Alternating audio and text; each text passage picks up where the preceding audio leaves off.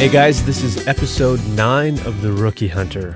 We've been away for a little while here, but we're finally back with a few things to talk about. First things first, I know we have a lot of listeners in Alberta, and as most of you probably know, forest fires have been wreaking havoc on a number of areas and actually threatened the entire city of Fort McMurray. So if you're unfamiliar with Fort McMurray, the city has a population of over 80,000 people. All of them had to be evacuated from the city.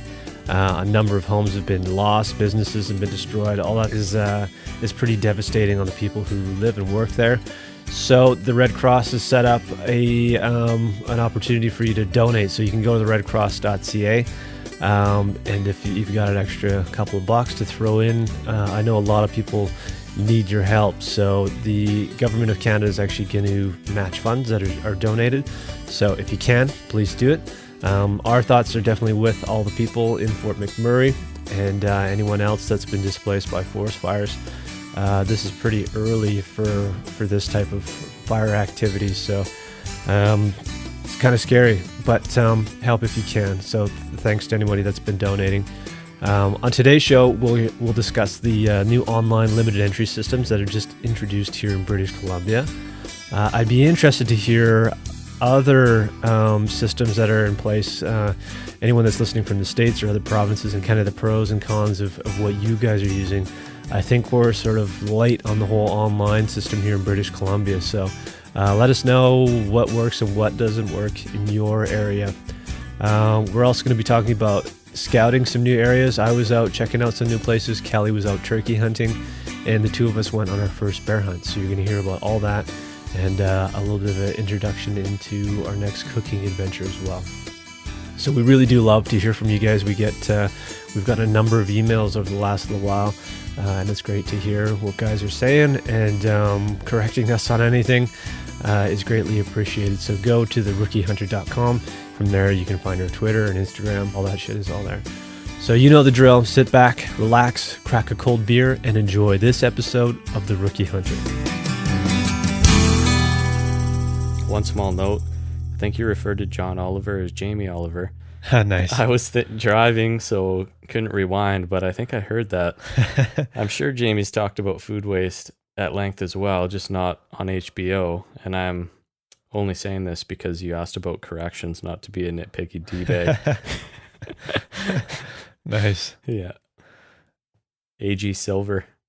We'll mention that. So I have an official correction. There you go. Finally got one. We're actually recording right now. Oh, really? Do you want to get into it? Sure. All right. So this is episode 9. We're creeping up on episode 10 here pretty soon. So it's we took a bit of a break. I don't know, was it been 3 weeks or something, Kel, since we sat down? Yeah, it's been a while. It's been a while. So we've been doing quite a bit since, we've both been busy with work and life and stuff like that, but we've also been getting out there doing some hunting and fishing and all kinds of good stuff. So I'm just going to go through the usual and just sort of thank everybody that's been listening. We're still continuing to see our listener numbers grow, and downloads have been really good. So it's encouraging. We've got, I think we're somewhere around like 17 ratings and reviews in iTunes, and we're still featured. So that, like I said, that stuff goes a long way. So it's because people are doing that we continue to be a featured podcast. So thank you very much to everyone that's listening. And if you're listening on iTunes or anything like that, subscribe. And by subscribing, anytime we release an episode, you'll get it instantly. So you don't have to keep checking back. It'll just show up on your phone or your computer or whatever you're listening on. So anyways, thank you very much for tuning in. Thank you. Cal, what's on tap today? Oh, damn. I gotta find it. So we had a suggestion a while back to check out Four Winds Brewery. Right. And it's out of Delta, BC, which is just out near Vancouver.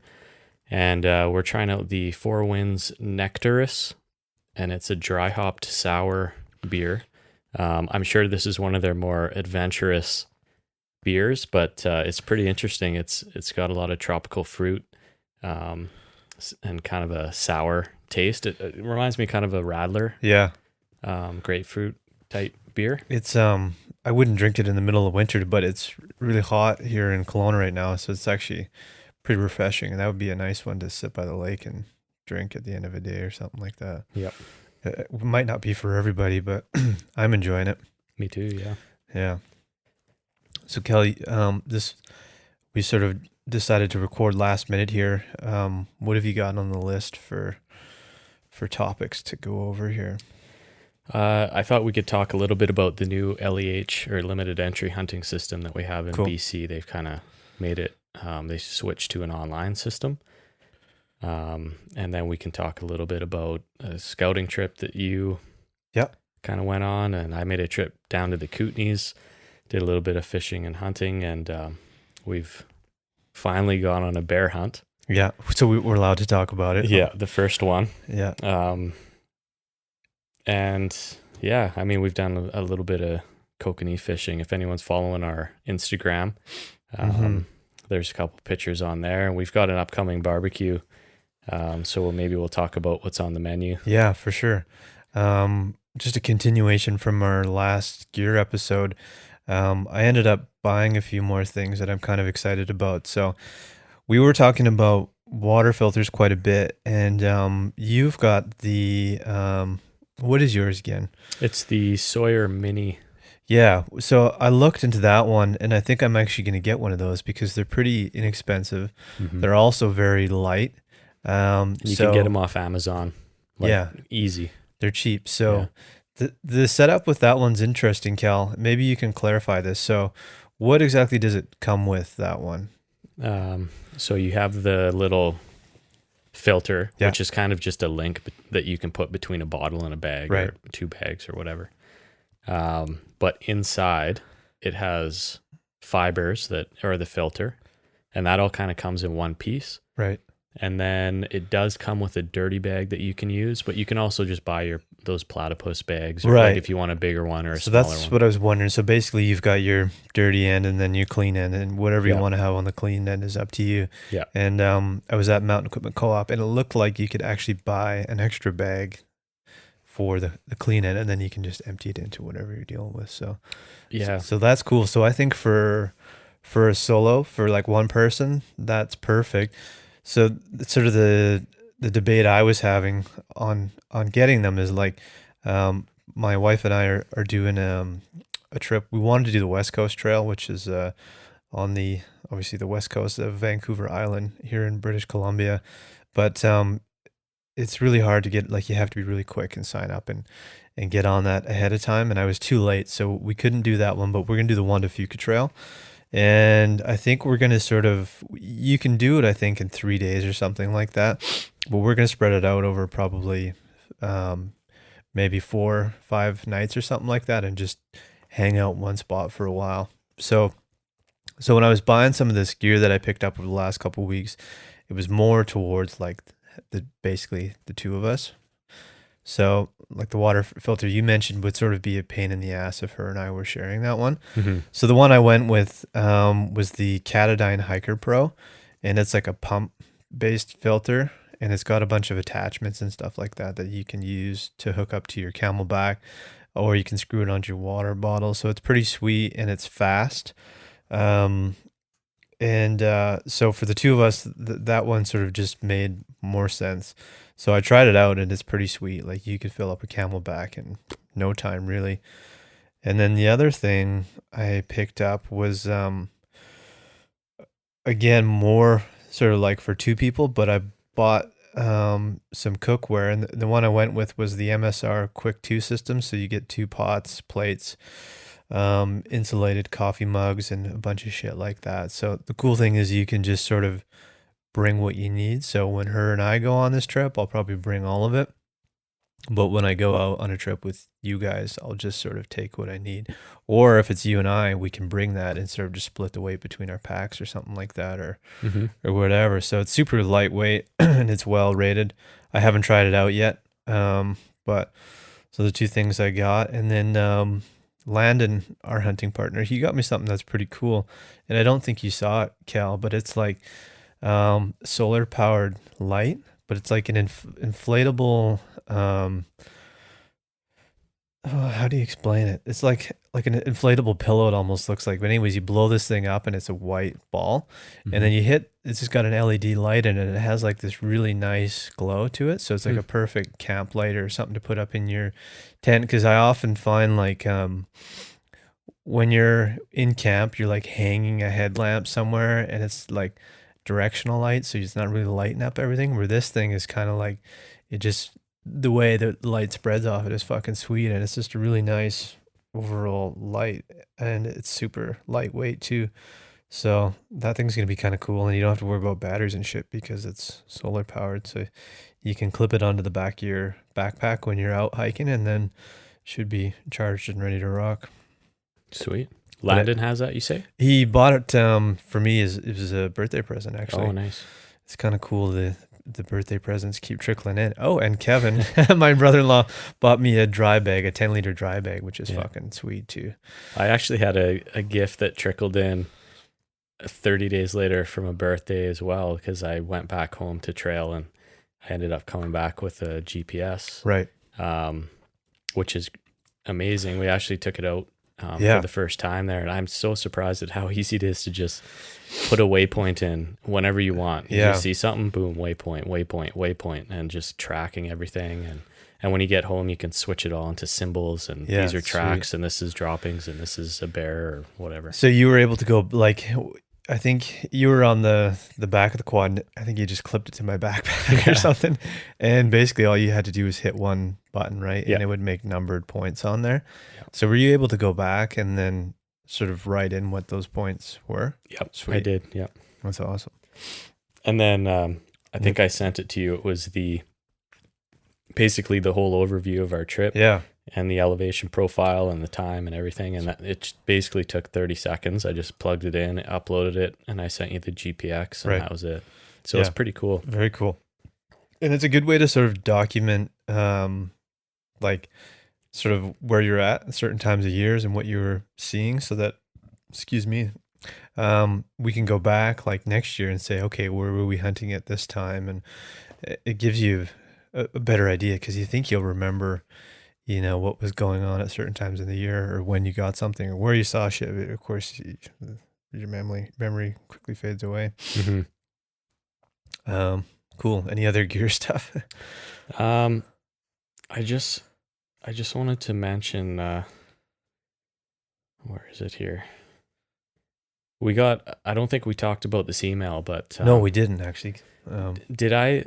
Like, were we recording when I was just talking about the AG Silver response? Yeah, on Hunt BC. Yeah, so we got that? Yeah, we got that. Okay, there's an email that we got in from Aaron Ferguson. I didn't respond to him, so I apologize. Yeah, we just got busy. We've been pretty crazy lately, kind of traveling around a little bit, but he did send us an awesome email. He said he's all caught up with the episodes, and he kind of is in a similar spot as us, where he did his core in 2014. He's 35. He's in the Lower Mainland. Nice. So it sounds like we're all right on the same track. It sounds like he's got a lot of the same gear that we're using as far as binos and everything. Cool. So yeah, I just wanted to give a shout out to him and thank him for responding. He has the Exo Mountain Gear 5500 pack, and he said basically 5 stars for that review, in case anyone's thinking about getting. But good things about those packs. Yeah, me too. And he also sent us his gear list. Yeah, which is unreal. Yeah, so yeah, thanks for that. And I don't know. We'll follow up with him, but I almost wonder if he'd mind if we put that up, if guys want to sort of use that as a template for their gear or something like that. Mm-hmm. Anyways, we'll send him an email and see if he's okay with that, because you've made something similar to that for us too, and it's quite a bit of work to sort of compile all the shit you have and what you need, and when you need it for certain trips and all that kind of stuff. So yeah, if he doesn't mind, maybe we'll put that up on the website. He's got it broken down right to grams. Yeah, right. So he's everything got some work on there. That's awesome. Yeah. So yeah, thanks, Aaron. The website, just in case we do post that, is theRookieHunter.com. We got all of our episodes up there. We've got a message board. So we're encouraging guys to go on there if they want to discuss anything that we were talking about on each episode. You can do all that stuff there. And who knows, maybe we'll start looking at getting some shirts and shit made. We'll see what happens. Yeah. Yeah. So LEH. Yeah, LEH. What are your thoughts on the new system? Well, Like, what was the old system, I guess, for folks that aren't from BC? yeah, but essentially you just had to do it all in paper and send it in the mail, right? So kind of an old school way of doing it, but if you make any errors, they're your own errors sort of thing, and hopefully it gets there in the mail. I don't necessarily trust the Canada Post all the time. I've had some bad experiences, but the new system, the first time I tried to log in, I think I was texting you because I was fucking pissed off because it wasn't working properly. But my guess is that there was probably a whole bunch of guys trying to log in at the same time. So Yeah, that was the first day. yeah. So, but once I did get in at first glance, like, I really liked it. It makes it pretty easy to kind of like, check out what you might want to put in for and make sure it's the right region. And you can also see if there's any restrictions and stuff like that. Like it's sort of foolproof in a way. I think that's actually going to create, I found myself, it was so easy to go through the process that I applied for even more than I normally would just because it was so easy, right? It's like, oh, well, Bighorn Mountain sheet. Yeah. This will take about 15 seconds. Yeah. Here's another $6.50. So I think it's good for the BC Wildlife Foundation to gather more definitely funds, more funds, right? For sure. Because I did the same thing too. It's almost like kind of addicting to like scroll through and see what you can have, and then you can see the list of all the stuff. I actually haven't submitted everything, but I've got it all ready to go because we're waiting to decide on the. I guess I should probably get that set up for the group or the shared hunt for moose. So what have we? We've got the moose that we're gonna do a shared moose hunt, hopefully out in the Caribou. Yeah. We applied for a local mountain goat. Yep. A somewhat local. The mountain goat's kind of cool because there's only one available. Yeah, it's a one shot kind of deal. So I'm almost like torn. Like if I got it, if I would just keep it, you know what I mean, and not the tag. Yeah, and not shoot the animal because it's almost like okay, we just like save this thing, but it's a different story when you get out there. Yeah. Plus, you'd have a lot of angry folks wishing they had that. But I think you'd still be out there and it'd be cool to like find it, but at the same time there's only one available for a reason, right? And you're still paying for it. Everybody's still paid for it, so you're still helping the conservation efforts with it. True. But I don't know. It's kind of a weird thing. I think this is more coming from because I told Ashley that I was putting in for it.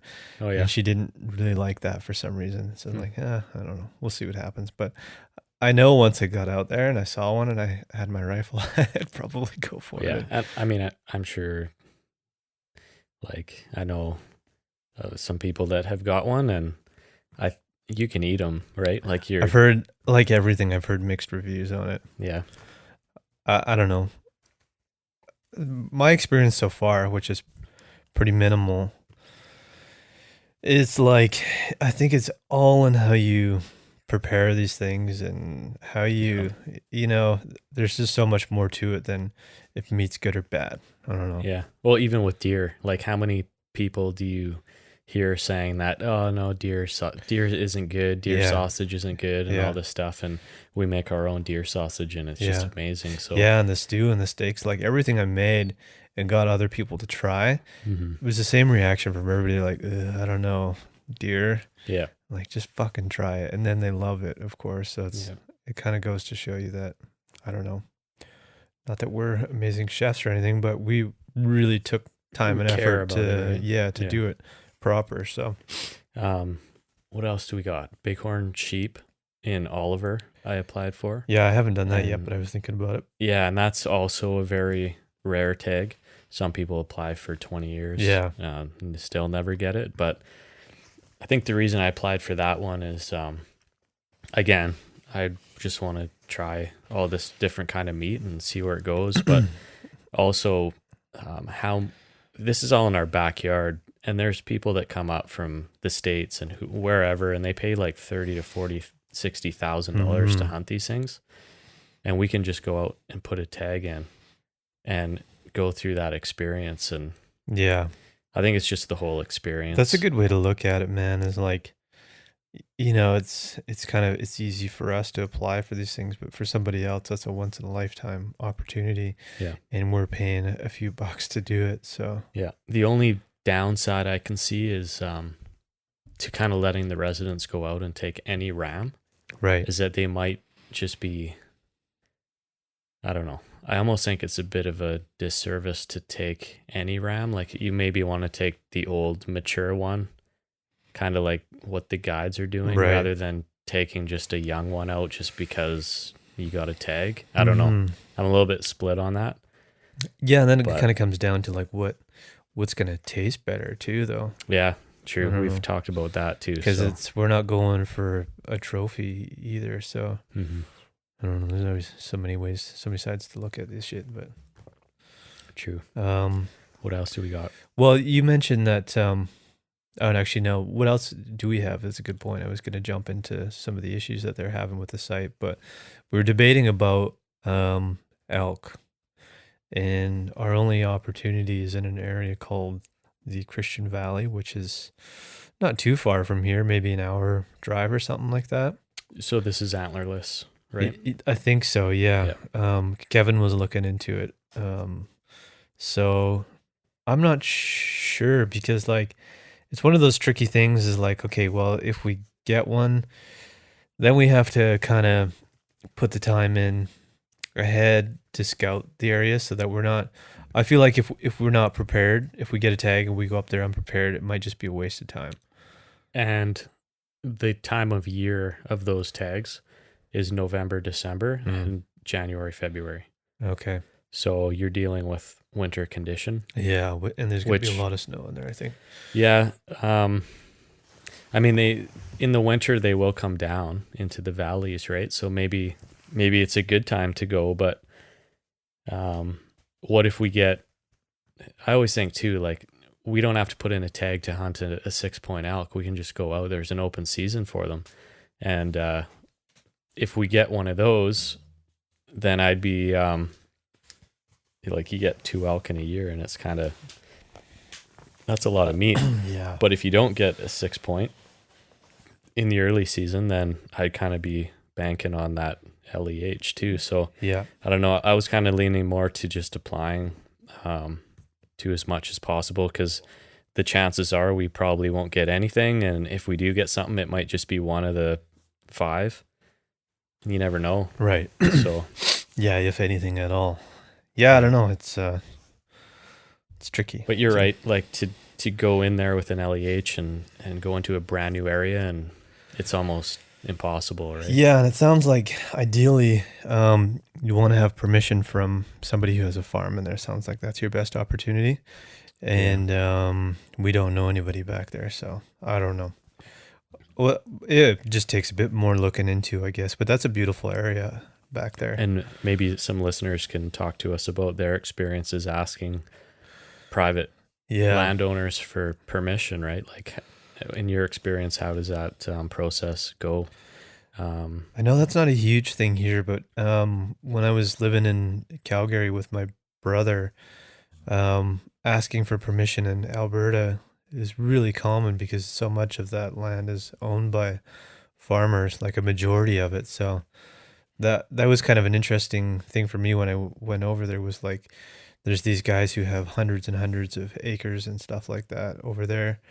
So it's not like you're going to this little farm. It's like a huge, significant amount of property that would be hunting on. But yeah, I don't know. I think it's all about how you approach these guys, but it would be kind of weird just going up to a random house in the middle of the boonies and asking if you can hunt there. You never know what kind of people you're going to run into. Yeah, true. So, yeah.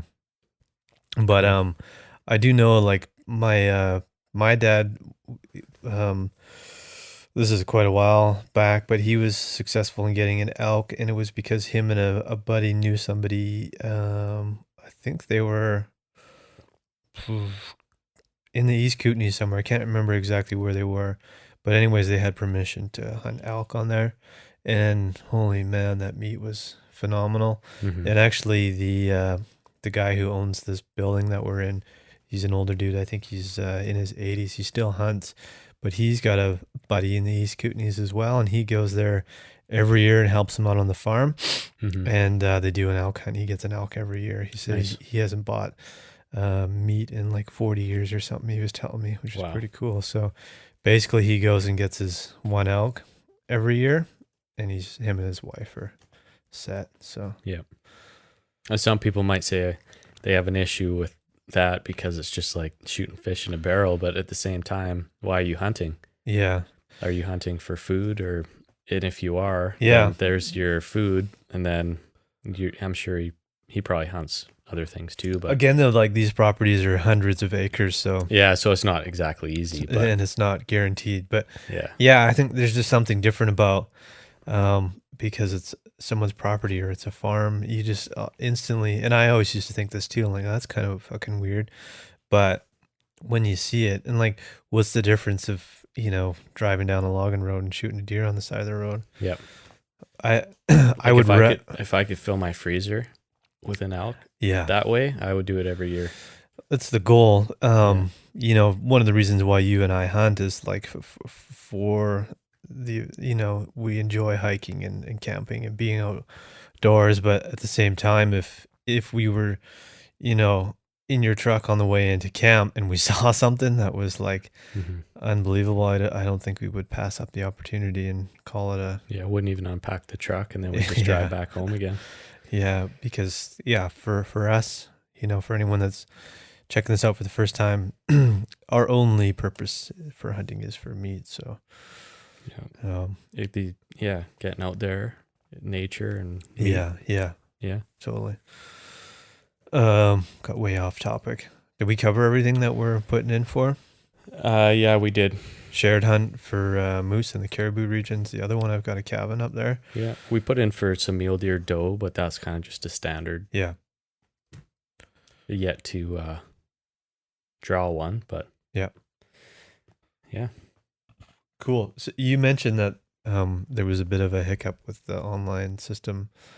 So I don't know if we need to give guys a Yeah. heads up. You just briefly mentioned it before we started here. Yeah, I guess they put out a notice basically saying that if you're not buying the LEH draw at home, if you're going to a vendor or store and they're kind of doing it for you and you don't get that printed receipt, then you may have an issue. Oh. They seem to be having some issues, I'm assuming, with validating those purchases. So just make sure you keep that receipt.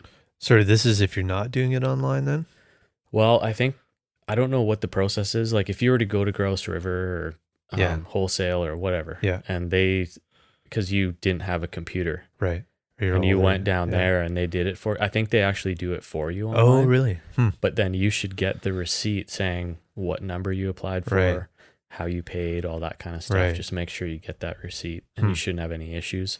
I don't know, maybe some of it wasn't transmitting through on the vendor side because I think they have to sign into it's called Wild. Okay. It's like a different aspect of the site. So maybe that's what the issues were in.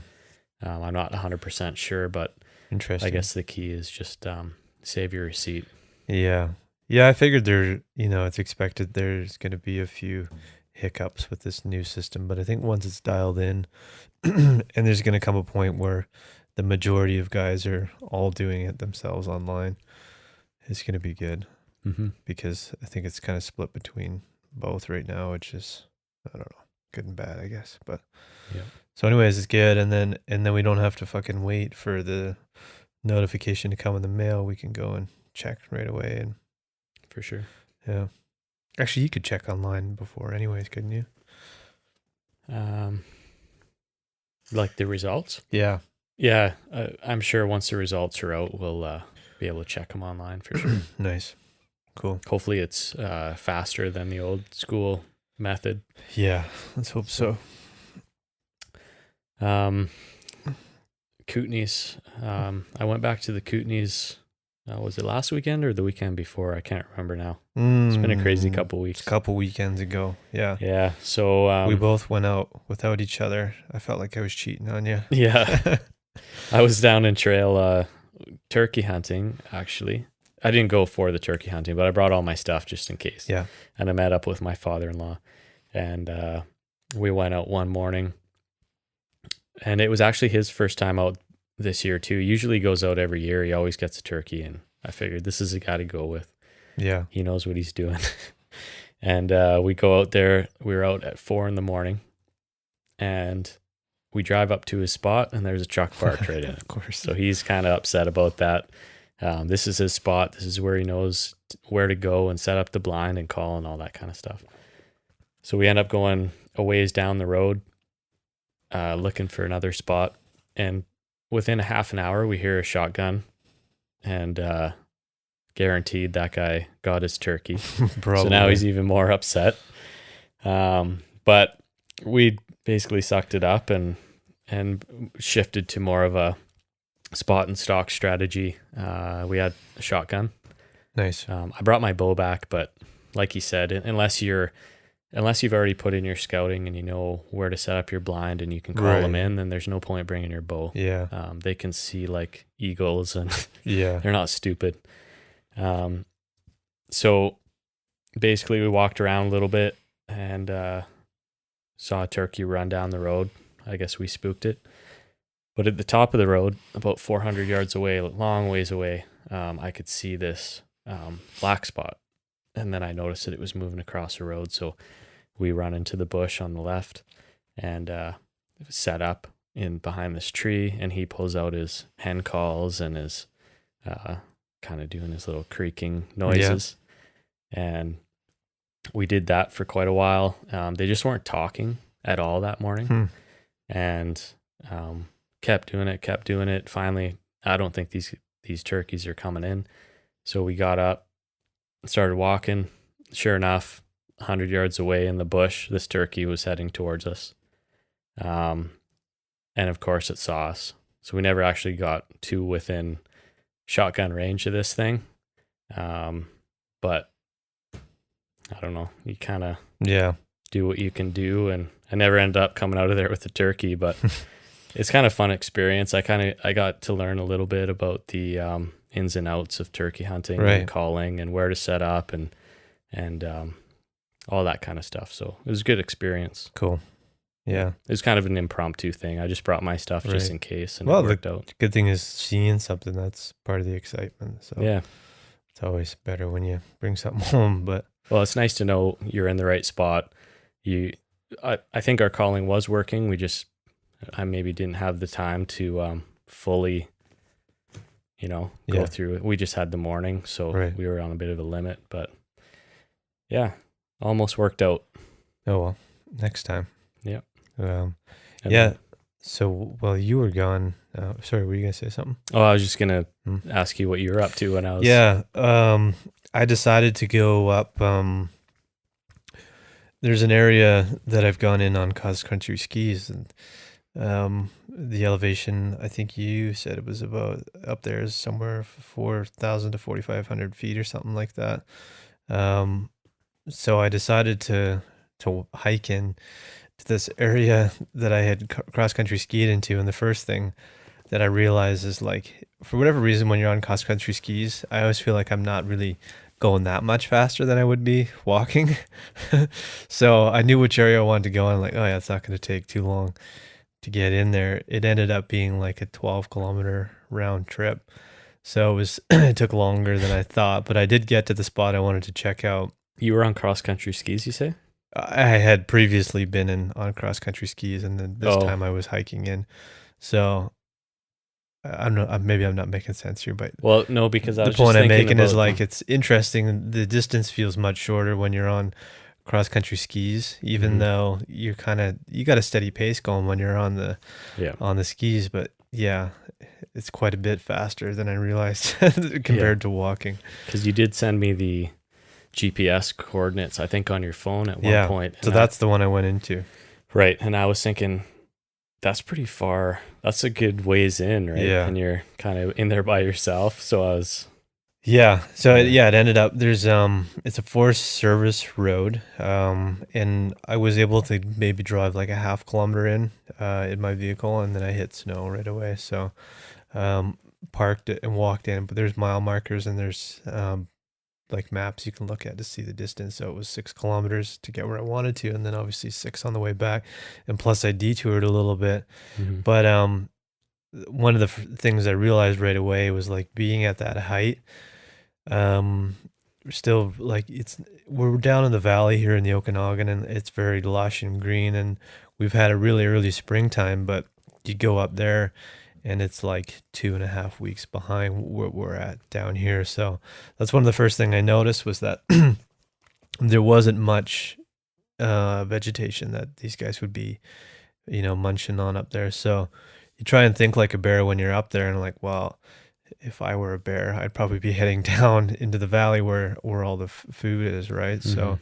So, needless to say, I didn't see any bear sign up there, but it was still cool to go for a long hike, and I didn't see anybody up there. It was just me and my dog, Oscar. But one of the things we talked about before was like the cool thing about doing this bear hunt is it's going to allow us to explore some new areas and do some scouting for September and the spring, or Hmm. sorry, the fall. So what I did come across was a ton of moose sign, like everywhere, and especially in this one area, where I know exactly where it is. So if you're into it, I was thinking we could go back up there with your trail cam and set one up, because there's sort of like these overgrown service roads that aren't being used anymore, but there's like a pretty noticeable trail. So I sort of sidelined off of the Forest Service road and followed one for a while, and it eventually got really treed in, but there was still this really good trail, and like the whole time I was seeing moose shit like constantly and a lot of fresh stuff. Hmm. And because the snow was melting up there, the ground was pretty wet, so you could see their tracks all over the place, and they're all really fresh. I was just gonna say that was a chair if anyone's curious. It's nice. Um, so, anyways, the conclusion I came to was like, okay, this is going to be a sweet spot for moose hunting in the fall. But as far as bear hunting goes, I don't think I really want to go up there again unless you want to Hmm. go up and place a trail cam on this one area that I've got in mind. And Yeah. even when I've been up there cross country skiing, um, I've seen a lot of moose tracks up there, even in the wintertime. Like Right. you can't miss them coming across the trail because they just destroy it. Basically, it's like a herd of horses coming across there. Hmm. So I know they're up there for sure, and there's lots of cool spots where we could set up some blinds and sort of like now's the time to be doing that stuff more or less, and Right. especially if they're the way it looks like they're using this trail like constantly every single day, pretty much. Wow. So that we can do. So that was kind of like, um, what I came out of that with. But a few other things to notice, because that was the first time I'd really gone out this year, was I was a little bit unprepared. Well, I was like over prepared and unprepared at the same time. So just for the sake of it, I filled up with my pack with way more shit than I needed. I just wanted to kind of get used to having weight in my pack again. So more gear than I wanted. But a couple of things I noticed on the way back that I should have brought was I stupidly, like, I had a big lunch before I headed out. It was an afternoon trek that I did. So I thought, oh yeah, I just ate a huge lunch. I don't really need to bring anything. So I brought like a granola bar, but it ended up being a 12-kilometer hike, and all I had was a granola bar. And I was fucking starving because you burn a lot of calories, especially when you got a big pack on Hmm. and wearing your boots and stuff like that. So that was kind of the first thing, was like, okay, obviously I need to bring more food with me on the next one, because it's always like the unexpected when you're out there. Like you think you have a plan when you go out for a hike or when you're out hunting, but it always changes quickly with whatever's happening out there, right? Hmm. And then the other thing was like I should have brought sunscreen too, because there was a bit of snow up there and it was actually really warm up there, so I was getting roasted. So it was like a combination of being really hungry and drained from all the hiking Hmm. and You a back your whole neck, it's a big yeah, burn and all yeah. that. Yeah. So that's kind of what I took out of that one. But so successful, I guess. Um, we won't waste our time for bear hunting, but you and I can talk about maybe looking for a moose up there. So Yeah. Find a spike up there or something. mm-hmm.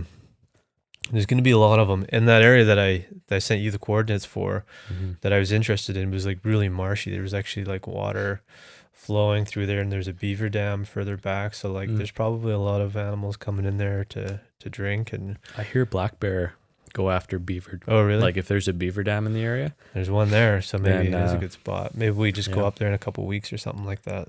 Yeah. So we do have the quad now, which is a pretty useful tool. Oh, it's crazy. We went out last weekend and put 27 miles. We went 27 miles just in an evening, Yeah, just kind of ripping around, putting around and ripping around at the Yeah. same time. Yeah, which puts your like the amount you can learn and see and scout in that amount of time is just exponentially larger than using your feet. As much as we like to use our feet, it's just such a good tool to for sure. get out there. Right? And the cool thing is, like, even where we were,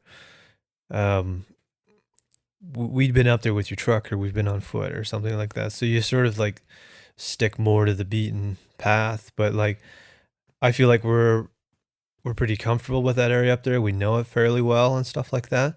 But having the quad, we went and found like, routes we could have been taking on the power line and stuff like that. And Mhm. so you sort of get to even explore more of an area that you think you know well, and find out there's even more shit up there. It's crazy. So, Mhm. and you can cover so much ground. So we're not, again, really into road hunting. It's sort of like a scouting opportunity. And I was hoping to find some trailheads for areas where we could hike into, but I didn't really see any when we were up there. Yeah. So Yeah, there's a couple roads where we kind of thought, oh, should we go down that one? But I think those would be I looked on Google Park Earth the and quad the road just kind of goes for a little ways. And then I think that would kind of be your trailhead Cool. to kind of get into some other areas. cool. Yeah. So, what would be the elevation up there then? I think it's still around that 4,000 mark. We're kind of in the Okanagan. Once you get out of the valley, it's very plateau-ish. Mm-hmm. So it seems like everything when you get out of the valley is around, 3,000 to 4,000 feet. And then you have a couple spikes at about max 6,500. Right. So anywhere in the Okanagan, it's very tough to find actual timberline. I think there's maybe Apex, which is the ski hill as well, over Penticton area. Yeah. That's one that kind of creeps into the timberline. Okay. And there's a couple other ones, I think, like Kathleen and Terrace Mountain. Right. But it's pretty tough to The get too high here. Yeah, the reason why I'm curious is like the contrast in vegetation from where I was the week before. It's a big difference. Oh, fucking night and day. But the interesting thing was, man, it didn't take long so you and I will backtrack a little bit here, but we took that one logging road up and we started to follow it up as far as we could. And as we were getting further and further up that road, it didn't take long for the vegetation to start to get less and less and less. So it's not a huge difference in elevation to make a big impact on what's growing up there. So the one area, and as we got further into the on the quad trip there, and where you were scouting, I think it's your thick old growth, whereas the stuff that had the new vegetation was burn. That's true. 10 years ago. Yeah. So it's still very open almost. Like there's a lot of sunlight that gets in there. Whereas as we were driving that quad through that thick stuff, it just started dying out. And I could definitely see why animals gravitate more to the burns and the new growth, because everything under those big trees was just, there's nothing there once we got into the thick stuff. But it's cool though, because you can, because you're exposed on the quad to the elements, and that even just going up that road, you can start to feel the temperature get a little bit lower and lower and lower as you start to creep up the mountain a bit more. So I guess, a few degrees difference in temperature is going to make all the difference in what's growing up there. So, yeah. Anyways, should we backtrack to what we saw. Yeah. So we thought we'd try out some new areas that we hadn't really been to in that area, and kind of going through these Forest Service roads that they're not like the main road, but they're kind of the offshoot ones, right? Yeah. And some of them started getting into some, marshy areas on the side of the road and ditches and that kind of stuff. The vegetation started getting thicker and thicker. Lots of dandelions popping up. And Yeah. what was that? Do you know what that plant was? Well, The one that I pulled out? Yeah. No, I don't know what that was, but it almost was like, it seemed like an herb of some kind, like Right. almost like I don't know, like parsley or something. That's not what it was, but it kind of Yeah, it had kinda that looked like smell to it too. So Yeah. um, And then there were a lot of wild strawberries that were starting to pop up. yeah, they're Or not quite, flowering. So yeah. probably I've got some strawberries planted in my garden here. So last week I was transplanting them and thinning them out and shit, and they were just flowering at that point. But I was stopped by there today, a week later, and there's already like there's Yeah. gonna be strawberries in like a week and a half from now, basically. So Yeah. 2 weeks up there, we'll probably already have wild stuff growing, which is Yeah. And even this week, we've had 2 major rainfalls. yeah, And then it followed up by 25, 28 degree weather. Yeah. So even just in that week with that water, right, can make a massive difference. But anyways, we're driving through that area. I'm on the back yeah, and I'm looking to the side, just kind of watching these trees zoom by, right? We're not going too fast, but no, and then out of the corner of my eye, I just saw this big black silhouette as these trees were going by, and it kind of was just stationary. And I tapped on your shoulder like, stop. I think we got a bear. So you stopped and you shut off the quad, yeah, and we both jump off. And we're looking through the trees, and literally 20 yards away, there's a big black bear standing there, face turned, staring right at us. And it was good because before we were even in that situation, we kind of had a huddle and said, okay, what's our plan if we see something? yeah, And it wasn't to panic and just shoot. yeah. It was, Basically breathe, assess the situation. assess it. Yeah. And the main thing is to find out if it's got a cub with it, because yeah. to determine the sex of the animal is tricky, Yeah. right? So Yeah, so I mean, there are some trees in the way, but yeah, this thing was very close, and it turned out there was a cub behind it. there might have been 2 because once we sort of figured that out, I went in there. I was going to try and snap a photo of them, so I walked into where they were. There might have been 2 cubs with it, but it was hard to tell because it was a bit treed in, and they took off pretty quick. Yeah. So Yeah, so I mean, that was an interesting situation, especially when you shut the quad off. Immediately felt like, okay, we're X amount of miles in the middle of nowhere, and this bear is looking at us with her cubs, yeah, and we're literally 2 or 3 strides away. So that is a very cool and scary at the same time situation. yeah. But it's so cool to see those animals For up sure. close in the wild like that. Yeah, and that was like, once I saw it and we quickly sort of saw the cub with it, my first instinct was just to like, turn the quad off and be quiet and just observe them for a little bit. I almost felt like that made the situation even more tense, because with the quad on, they kind of have this sense of like, oh, it's another there's something vehicle dangerous driving or by, whatever, right? Yeah. As soon as you turn it off and there's complete silence, but she's looking into your eyes, it's, I think even for them, it stresses them out a little more. Could be, yeah. I think. Yeah. I don't know. I don't know. It's funny, man, because I didn't even think twice to turn off the quad, and like I might be a little bit, too comfortable around bears, because like for most of my youth, I did a ton of mountain biking, and it was almost a daily occurrence to run into bears. So I think because I've seen so many and been so close to so many bears, that I'm almost maybe a little bit blind to the fact that there is an element of like, Element of rip your face off. Yeah. We got my dog Oscar here. He's tearing the place apart. So yeah, I might be a little too comfortable around bears, I guess. But um, my cousin actually, when he lived in an area like basically the backcountry was their backyard. So for them to go out,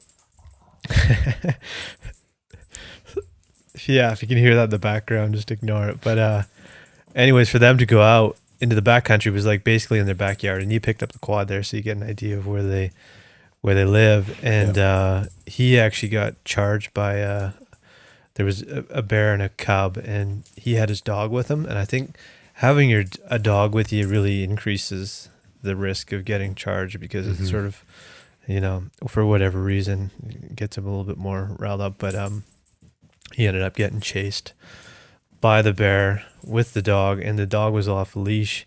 So they both took off and sort of parted ways. The dog went one direction and he went the other direction, and the bear continued to chase his dog, which was a golden retriever. So it was for quite a while there. We didn't know if the dog got taken out or whatever, but an hour later he showed up at the house, so it was fine. But having a dog with you, I think, increases the risk quite a bit. But I've heard that. I've just seen like hundreds of bears probably that I've been pretty close to, so they don't freak me out too much. But again, it's good to have a healthy respect for what's possible. Better safe than sorry. Yeah. So I guess that's the bear story. Yeah. We didn't get one, but on our first trip out, we definitely got as close as we'd want to be, which is cool in itself. Well, yeah, and to go out for the first time and to see what you're looking for is pretty sweet. So, yeah. I don't know. I was talking to, Corey was on episode 4. Yeah. And his brother-in-law is a CO. And I was talking to him a little bit about bear before we went out. And he was saying in the early season, the bear are lazy, just generally, creatures, right? Especially in the spring, they're going to be going to where the food is, and they're not going to waste too much energy kind of ripping around, right? So he basically just said, follow the roads, look for sign, and they're kind of in groups right now, but they will start splitting off.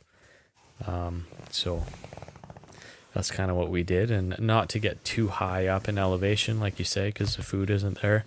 So it's just, I guess, finding the right elevation, finding a place where the activity isn't too heavy, like dirt bikers and everything, and we saw a couple of guys on bikes. It's pretty well used. Like the main road is pretty well used, but the side roads, not so much. So I think we saw a guy and his girlfriend putting around on dirt bikes, which those things weren't too loud, and they were just kind of cruising. Yeah. And we saw one truck while we were up there. But when we got off onto the side roads, there was nobody around, which was kind of cool. So actually, one thing I wanted to mention, and we didn't really discuss it, but where we decided to unload the quad makes sense in the wintertime, because we parked basically at a trailhead for it's a park area, a protected area that you can't hunt in, and it was Mother's Day. And as we were unloading the quad and we had our rifles out, sort of strapped to the quad and everything out, these 3 women came off of the trail. So they're probably like having a Mother's Day walk or something like that. And the looks they were giving us, I could tell they sort of didn't really appreciate our presence there. I don't know if you got that vibe at all. Yeah. But it's one of those situations is like, yeah, we have the right to share the space with everybody's got the right to be out there. It's out of city limits. Yeah. So we weren't in the wrong or anything like that. But at the same time, I could just tell that it might have made them uncomfortable. They just didn't appreciate the fact that, like, they're out on a Mother's Day hike together and we're going out to slaughter an animal. So what's one of those things to keep in mind, I think, is just sort of how you approach things. And I don't want to offend people, and we were friendly to them and stuff like that, which probably helps, but just being in the proximity of a firearm for people is not comfortable. And I think, they sort of put 2 and 2 together and realize what you're out there to do, might not like that. So maybe we should reconsider where we park next time. And so you were kind of mentioning, talking about bear hunting at work, and the reactions you were getting. And I've come across Yeah. this quite a bit too, but I just find, like, from non-hunters, it doesn't matter what the animal is. They kind of have their, what if they don't like hunting, they have their reasons for it, which, it's fair enough. fair, yeah. But I find with bear, it's interesting because I find there's a lot of hunters that actually don't have an interest in hunting bear. And I don't know if it's driven by bad experiences themselves or if they haven't hunted bear, the rumors that bear meat isn't good, or whatever reason. And I've just heard such conflicting reports on the meat itself. I've heard even from someone recently that said they don't have any interest in hunting bear. They did have bear once, and he said it was absolutely amazing. Wow. So it's just he doesn't have an interest in hunting it. One of the reasons is because some of the family members kind of don't want him to. Right. But yeah, I don't know. I just think I've read a couple articles and I kind of agree with them in that a bear is one of the most useful animals you can harvest in that it has a beautiful coat. Yeah, you can make use of so many things. Yeah, it's got fat that you can render into so many different purposes. That was almost like the turning point for me when I was reading about that. Yeah. You can sort of cook down all the fat and use it for cooking. And yeah, and what we've heard is that the meat actually is very good. And yeah, I mean, it's a way to get out in the spring in different habitats and scout and hunt at the same time. And I think there's just a lot of benefits to it. And not only that, somebody has to hunt them because from a conservation perspective, they're one of the most plentiful predators out there. Yeah. And they're the ones causing a lot of issues in urban areas and that kind of thing, right? For sure. There's actually a video on YouTube of a guy in BC that was basically filmed himself hand feeding a black bear on the side of the road. Jeez. Did you see that? No. It's caused an uproar, like worldwide almost.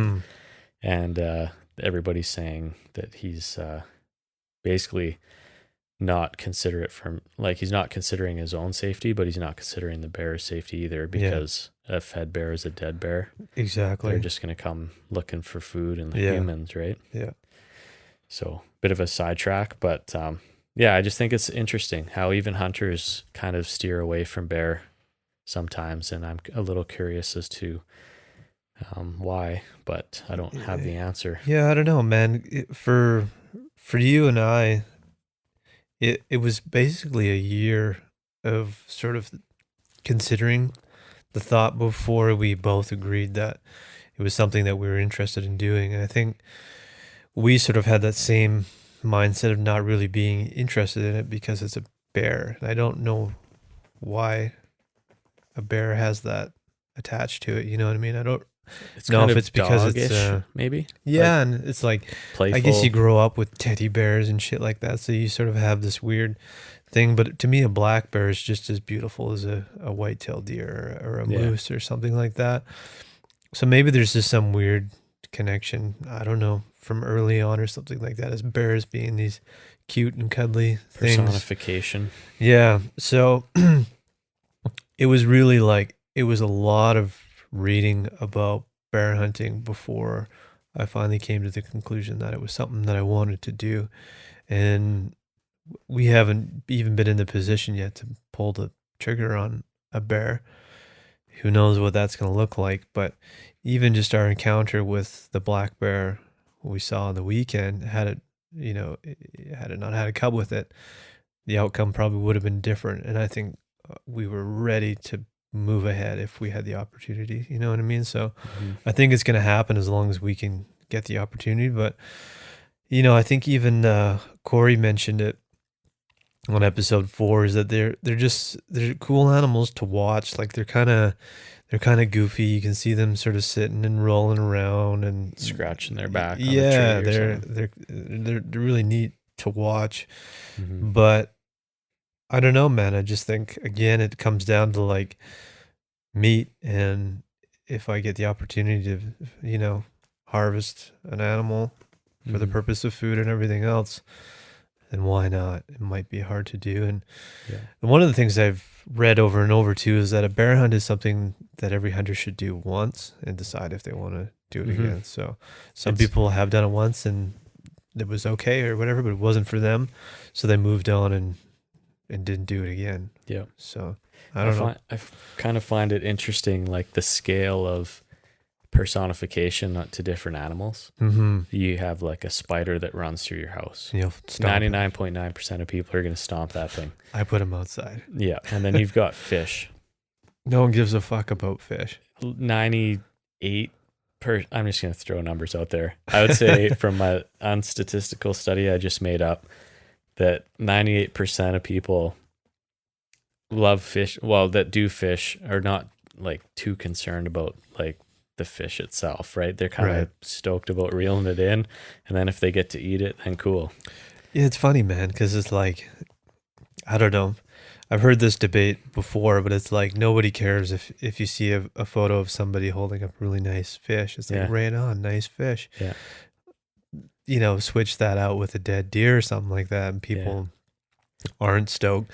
And It drops down to like 60%. yeah, it's weird. And then you man. go to a bear and it drops down to like 30%. Yeah, It's just, I don't know. Every animal seems to have a different amount of attachment that humans have to it, right? I've been pretty quiet about the bear hunt and only really discussed it with people I thought that would sort of understand it. And I've had people sort of ask why and stuff like that. And once I sort of break it down like we're doing right now, I think they get it.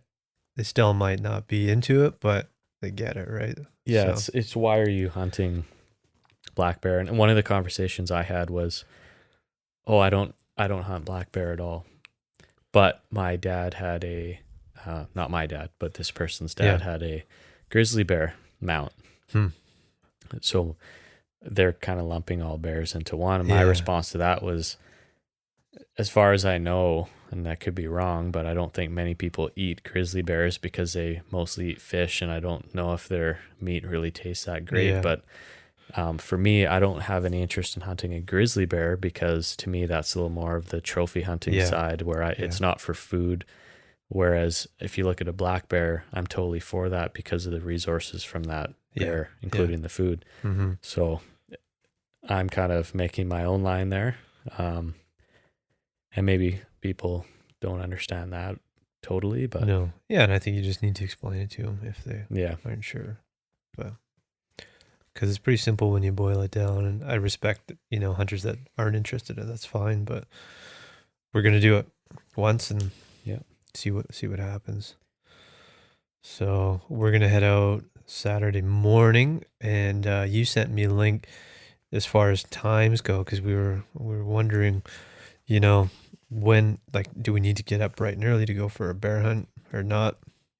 Mm-hmm. Sounds like afternoon, evening is the time to see them.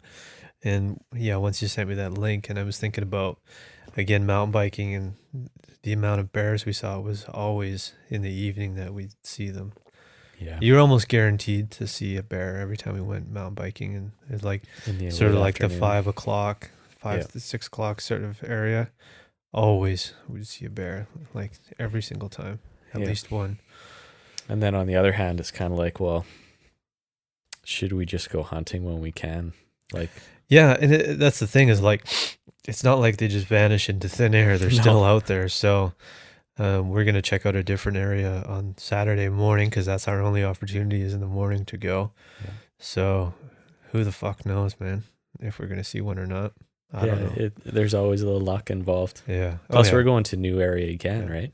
With this ATV, we're kind of, well, we have it. I think we should go to areas we haven't been. Totally. And then once we lose it, we can at least know what's there, right? Yeah, for sure. So I guess the reason we can't go hunting in the evening is because of the next barbecue. So nice segue. Yeah, we had what was the last one we had? Crab. Yeah. And we made sausage that day. Yeah, so it was the crab, and it was a lot of locally made wines and gin, and it was a full on sort of like local harvest, which was really cool. Yeah. So what was that, episode 7 or 6? Fuck. One of those two? Might have been 7.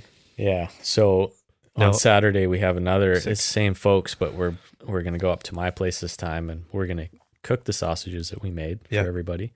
And then I've got 3 slabs of salmon, like full fillets, from North or Vancouver Island. Yeah. For my father-in-law there, and we'll cook up some of those. And then we've also got the kokanee that we caught that we're gonna smoke. I was gonna ask you. You should almost cut a chunk of salmon and throw that in the smoker too. Yeah, we could do that. It's your salmon. I was just thinking like smoked salmon would be fucking amazing too. So we should just take out 2 fillets and throw one in the in the smoker and one in the for sure on the barbecue. Yeah, might as well. Up to you, of course. But yeah. So we've got the kokanee that we caught from a fishing trip a few weeks back. I feel like we talked about it, but I don't know if we did. But basically, we caught our limit within 2 hours, less than 2 hours, basically. I think we did talk about it. Did we? Yeah. Okay. The way that you said that, I remember. So, yeah, I mean, I've gone out again. It's hard because you can only take 2 at a time, right? Mm-hmm. So, but yeah, just get a collection up and then freeze them all, and then. Yeah, so we've got the Bradley smoker that my mom has been kind enough to lend us, and same with the quad. These are all things that are left over from my old man, and it's nice to be putting all these things to use and that. So, actually, I'll mention another cool thing that's happened. So when I went back to trail, part of why I went back was because of my dad's retirement, and I went back and we've been giving him in pieces gifts, which are now equivalent to a full fly rod and reel. Nice. So he's out there, and I went back and I was just throwing around like this speedhead pheasant tail nymph in the mouth of this creek that goes into the Columbia River.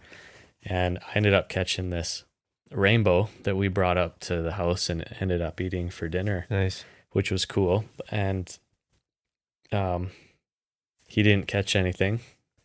And then I went back to Kelowna, and we've been keeping in touch with how he's doing on his fly fishing. So next day went out, it's still learning how to cast and all that stuff. No luck. Next day goes out, still learning, nothing. And then just last night I got this text message with a picture, and the thing looks like it's over 20 inches. Wow. Like a big rainbow. Nice. That he caught. Actually, the day before I was mentioning, there's a lot of caddis there. Try just a elk hair caddis. Right. Just huck one of those out there. And he said that was what he was using, and he catches big fish. So I told him when he catches his first fish, he's going to be officially addicted to fly fishing, because it's just a different feel on one of those rods. And I think that's the case. I think he's been out like 4 or 5 times in the last 6 days. So that's awesome, man. Yeah. I keep bugging you to bug him to come out for a hunt one time. So maybe that's phase 2. Will be. This is kind of the beginning, right? So Wayne, if you're listening, we're coming for you. You're coming hunting. It's never too late to get into it. Yeah. So he actually invested in a camper and a new truck recently, so he's gonna be coming up. So let's go hunting. Yeah, we'll bring the camper. There we go. I'm gonna put my boat in the back. Wayne's motel. Fly fishing, yeah, sweet, cool. Well, did we cover everything on the list? Yep. Cool. Well, it's nice to be back in here, Cal. I guess people shouldn't expect a regular, weekly podcast. We were pumping them out there for a while. But there's only so much we can talk about. We have to spend time out in the field actually getting some stories to share and that. So we'll be out again this weekend. So who knows what happens. We'll probably do one next week because we're going to be cooking shit and out hunting again. So we'll probably have more stuff to talk about. But anyone who's listening can probably expect another podcast within a week or 2 weeks. So subscribe, and you don't have to check. It'll just show up on your device. So as always, thank you for listening. Cal, anything you want to add? Nope. Thanks, guys. Yep, thanks.